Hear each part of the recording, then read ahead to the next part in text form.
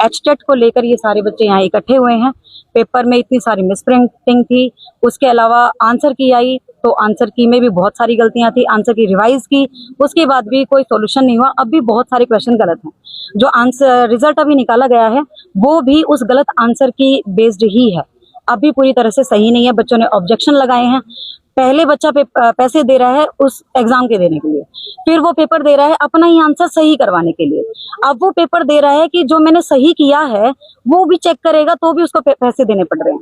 बार बार यहाँ पर आ रहे हैं हम चेयरमैन सर को, इतनी बार फोटोकॉपी बच्चे दे चुके हैं, अलग अलग ऑब्जेक्शंस की, अलग अलग क्वेश्चंस की, और बहुत बार, और आज फिर से वही है। अब भी बच्चा ये कह रहा है मैम आज भी देना है क्या?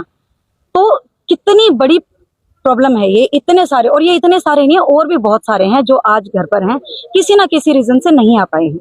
तो उन सब की बात भी हम सब यहाँ कर रहे हैं, और अब हम यही डिमांड करते हैं कि बच्चों के साथ न्याय हो।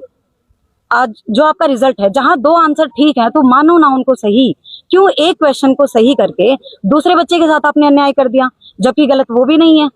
या तो आपको ऐसे ऑप्शन ही नहीं देने चाहिए थे कि जो 2-2 ऑप्शन ठीक हो। अगर ऐसा देना ही था तो दोनों ऑप्शन ठीक कर दो, और ऐसा आपने किया भी है।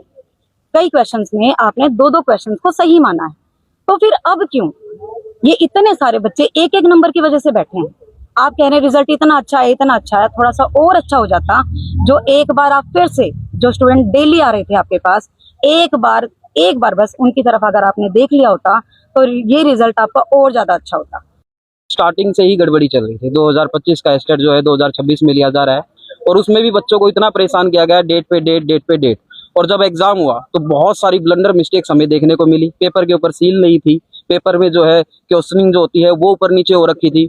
उसके अलावा इतने, जब रिजल्ट आया इतने ऑब्जेक्शंस लगे, उन ऑब्जेक्शंस को भी बोर्ड ने सही नहीं माना। बच्चों ने एनसीईआरटी के प्रूफ दिए, बच्चों ने हर तरह से प्रूफ दिए। दोबारा जो रिवाइज आंसर की आई उसके अंदर भी बहुत सारी मिस्टेक मिली। सबसे पहले तो हमें ये पता करना है कि कौन ऐसा व्यक्ति था, कौन इन्होंने जो बैठाया था, जो कमेटी बिठाई थी, जिन्होंने आंसर को रीवेरीफाई किया था, उसमें भी इतनी सारी ब्लंडर मिस्टेक, ऐसा क्यों?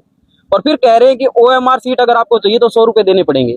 क्यों देने पड़ेंगे भाई 100 रुपए? हमें क्यों देने पड़ेंगे? बच्चे पहले जो है 1000 रुपए देके फॉर्म भरते हैं, फिर जो है इनके लिए जो है ना बोला ऑब्जेक्शन लगाने, तो उसके लिए हर एक के लिए 100 रुपए, उसके लिए बच्चे 1000 रुपए पे करते हैं, और फिर ओएमआर के लिए भी पैसे दे। ऐसा क्यों दे?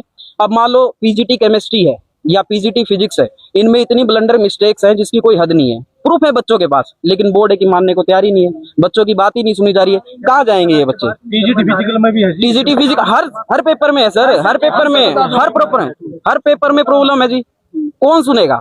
आपको ही सुनना पड़ेगा। अब मान लो बच्चे आ रहे, बार बार आ रहे, 4-5 बार बच्चे आ चुके हैं। आज ये गैदरिंग हुई है, अच्छे बच्चे आज है यहाँ पर।